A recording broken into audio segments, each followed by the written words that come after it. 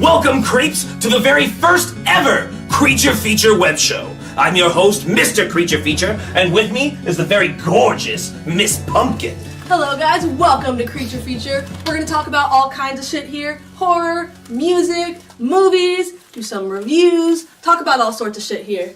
More specifically, we have an in-depth interview with my good friend Edward Appleson and his band Conjurer. Alright, but how about right now, let's go look into Supreme's kitchen. This place is creepy, but I think this is it. These guys didn't give us a date. They just said it was going to be a cooking show, so he could get all his recipes in, be perfect. Cooking?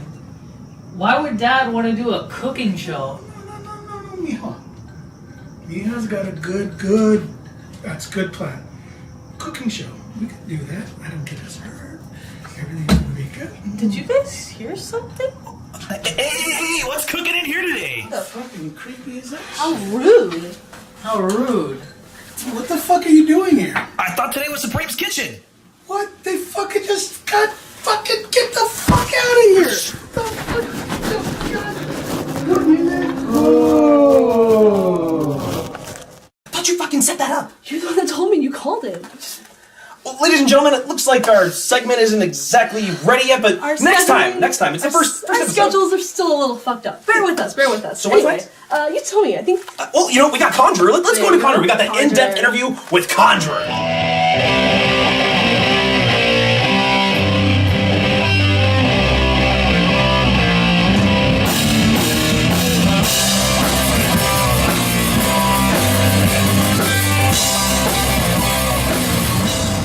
Creeps, I'm standing here with Conjurer. Guys, why don't we'll go one by one. Introduce yourself, instrument. Guitar, vocals, my name's Edward. Luke Itawa, drums. Sean Blossom, bass. Dudes, thank you guys for having me in there today when you guys are practicing. For people that don't know you, first time seeing you, why don't you tell them a little bit about Conjurer?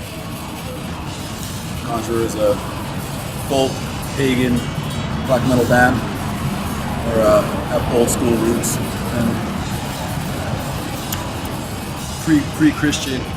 It's not referencing a time before. It's like after. It's just pre anything primordial, ancient, the bile from which all things have crawled. You know, that's Conjurer. Well, you guys were in the studio today. You guys are getting ready to take off tomorrow. Where are you guys heading? We're going to KC Black Death Fest. It's in Kansas City, Missouri. All right. And when are you guys playing? On Saturday? Or? We're playing on Saturday. Day two. Really groovy. And switch it up just a little bit. Last time I was here, we actually tried to do this before with you, and shit happened. We played with the what was the whistle you had? I just got my Aztec death whistle. You blew it, and the fucking power went out, and so weird shit was happening that night already. So I don't know what happened to the footage that got fucked up, but when we were talking to you before, you mentioned that you were working on an album right now. Can you talk a little bit about that? Yeah, we've been working on this album for the past year and a half, 2 years going on now. Basically since I joined the band in November 2014. Is that right? Or was it 2013? 2014. Whatever would make it about a year and a half to this date. But yeah, it's all went down in my garage, just a lot of alcohol and tracking. Mixing and mastering for the past, year. Just, do we like this? Maybe we can tweak this. Okay, let me get back to the drawing board. A lot of trial and error, but I think we got it down to what we like, and it's gonna drop soon. Ruby, is there an exact date, or are it's still up in the air? It's just don't rush art. Fortunately, there's no exact date yet, but it's very soon, by the end of 2015. Okay. The album itself is done. We're releasing it ourselves, so we're raising the funds and we're getting everything right in the inlay and all that bullshit. So doing artwork, copywriting. It's all going to be hand done on the inside. And, it's going to be awesome.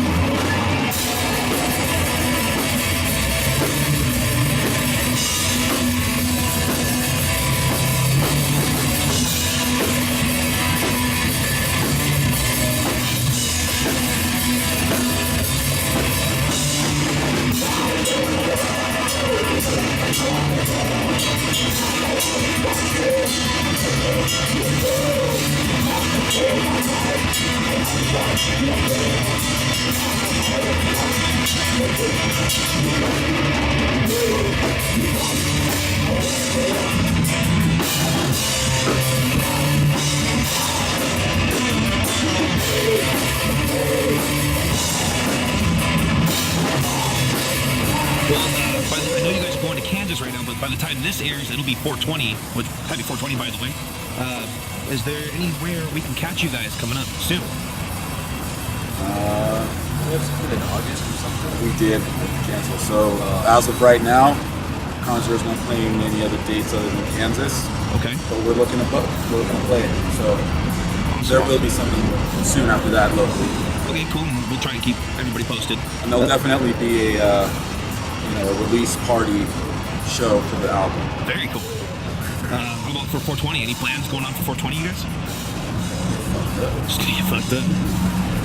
With you. Oh yeah, I'll be there. Next, kind of going back, what inspires all you guys? Why are you guys here today? Why? Like I said before, Conjure is like this like ancient primordial energy that's kind of within everyone, and it's something that people don't have an opportunity to kind of express in today's culture, in today's society. And this is the outlet. This is where that gets to gurgle to the surface and have its voice, have its presence, a primal like force. It's like cathartic and like cleansing in a way. That's how I feel about it, my personality. I've just been blast beating for 10 years, and just the more I can do that, bring it to the table with these guys, and they bring a new kind of like primal vibe out of me that is even more back to basics than I used to think like technical death metal is so legit, like George Calais, like don't get me wrong, he's badass, but like just keep a fucking punk beat going and people will go crazy. Basics. Yeah, like it's been said, is a lot of people don't have this sort of outlet, and to me, it's unthinkable to live a life like that. I would be doing this a form of art. That's exactly what this type of music is. It's all just our different types of art, and we're all just different types of artists. And I think whether we're getting paid, whether we can eat or not, this is something we're going to do regardless. And for me, it's my outlet, and it's all of my negative energy, even my positive energy.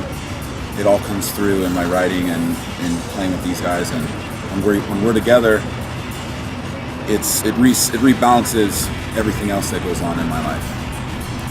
Awesome. Kind of changing it up just a little bit. What was the first album you bought, each of you?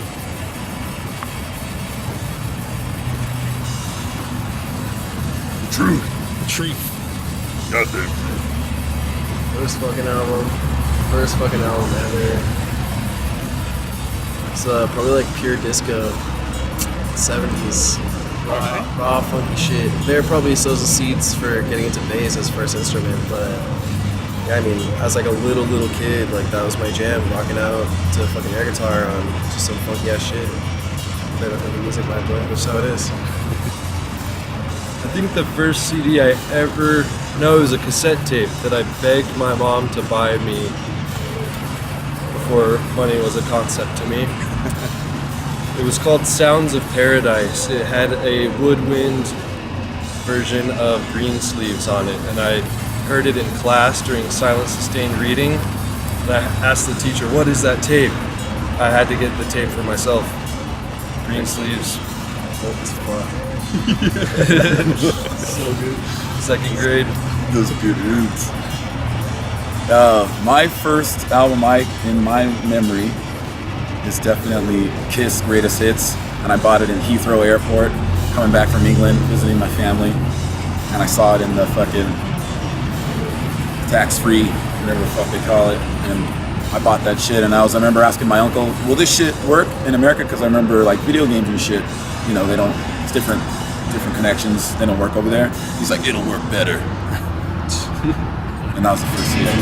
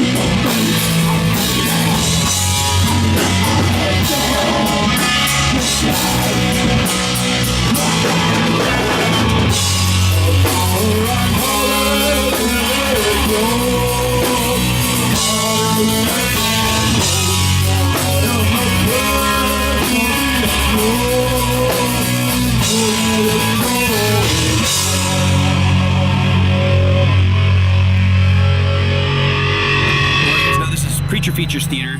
So we talk about horror movies, we do reviews and shit. You guys fans of horror? Well, yeah. All right. Favorite horror movie? Favorite horror movie, probably Event Horizon. Why?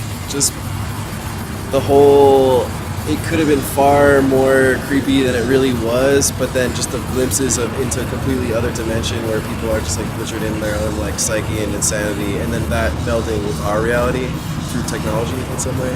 It's like a classic haunted house film, but like in a spacecraft that like bent space and time itself, and having to deal with that, and then like depressurization, like being exposed to that, just the raw forces of space, and then being stuck in that nightmare realm, like that's the most horrifying shit to me. So it's totally out of your hands, you know. Right.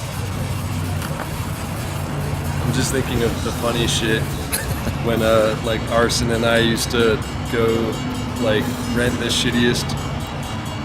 It would be an embarrassment to call them horror flicks, just so we could see the titties. Scarecrow Gone Wild. I don't know. I don't got shit. Scarecrow Gone Wild. That's some fucking obscure shit. Fuck, I like so many fucking horror movies. It's a shame to say one is the favorite, but probably like. What about a go-to? Just a go-to. I love just sickening humor, like sickening black humor, like fucking Rawhead Rex, right? Monster movies. I love anything with a real original imagination, you know. And I also love all the cheesy horror, you know, the cheesier, the Dead Alive, that, you know. Oh yeah. It's all well done. Bad taste and shit. Treasure trove of horror flicks, and will just like expose anyone to like a time, like a whole time capsule of just horror through the aeons. Fucking creatures from their time period, like.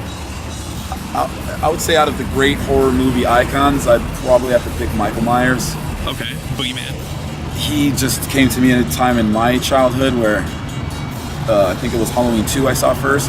Okay. And fuck, that shit really got to me. And then I remember like shortly after seeing that movie, I heard that fucking Oingo Boingo song. The man's body. And I was just thinking about Michael Myers the whole time. I don't know, it was something that stuck with me as a kid. And I always thought he had the most style. He was, without having to have any character, you know, Jason has a little bit more characteristics to him, and Freddy and Leatherface, they all have these little, you know, there's just something about him that's so plain and so chilling. Right, like a great white shark. Yeah, so out of the great, you know, popular, none of that, you know, no remakes or anything. Right. Yeah, shit. Well, guys, thank you so much for letting me be with you guys today. Let me ask you a few questions. Is there anywhere, like social media, anything where we can follow you guys, you know, keep up with you? Of course. We have a SoundCloud. Okay. The True Conjurer. We have Reverb Nation. Just look for Conjurer. And Facebook.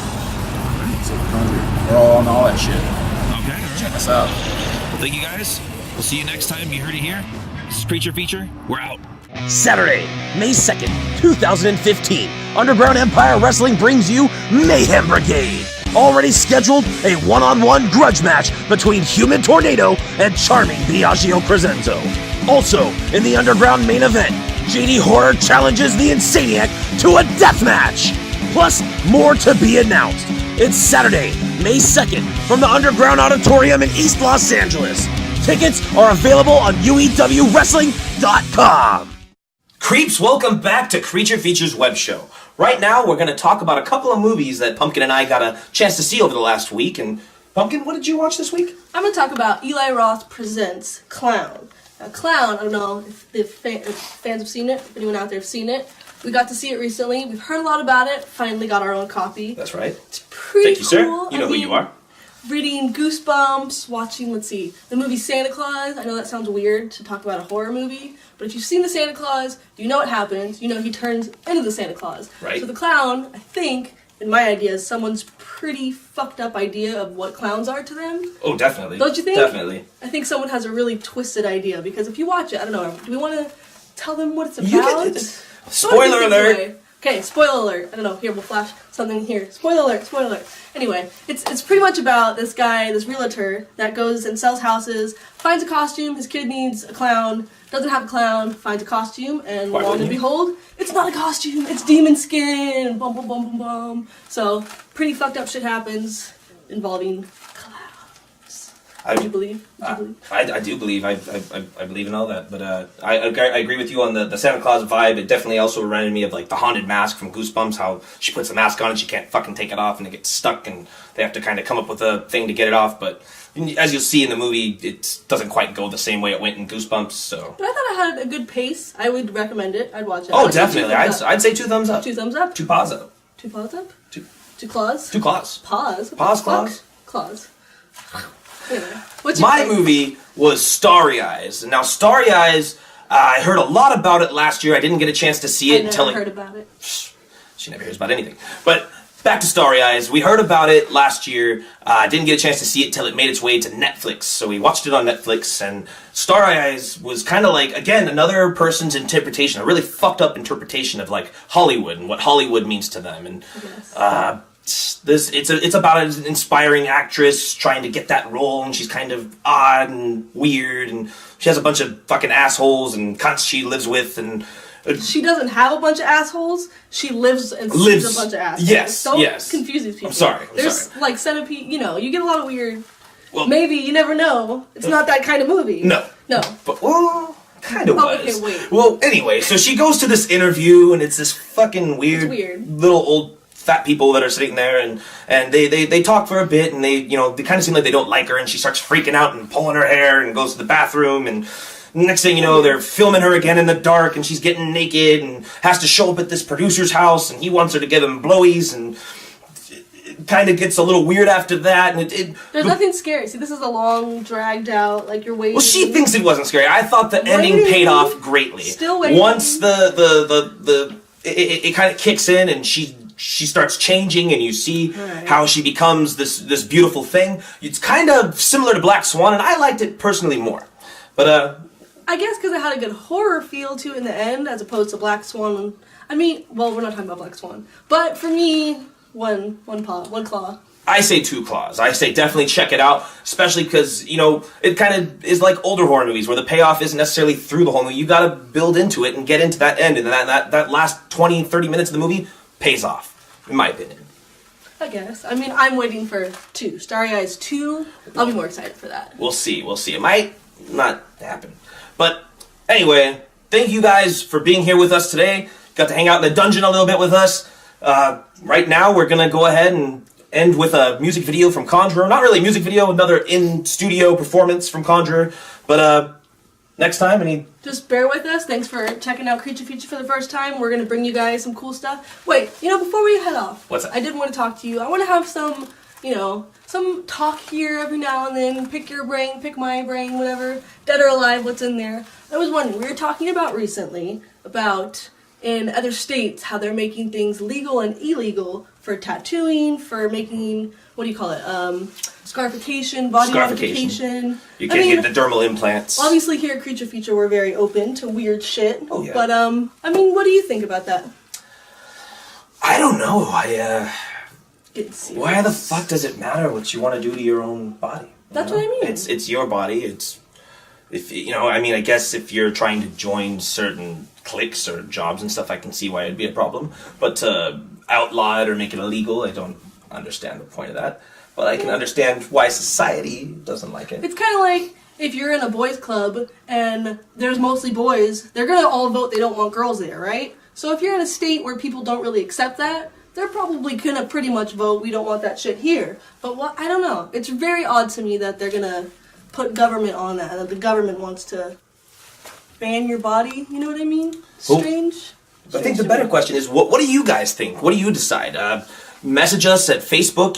If you look us up on Facebook, Kreature Feature, we're on there. Hit us up there. We want to know what you guys are thinking. Otherwise, you know where to look us up individually, I hope. Give us your opinions, give us your feedback, and also, if you guys know of some cool shit going on, share it with the creatures. Let us know about some upcoming shows, because we're here, we're going to try to bring you guys some cool shit going on, movies, music, bands, upcoming events. So if you guys know something, if you know some movies we should check out, dig it. Wherever you want us, let us know, and we'll be there. And with that said, ladies and gentlemen, good night. We'll see you next time, and here's Conjurer.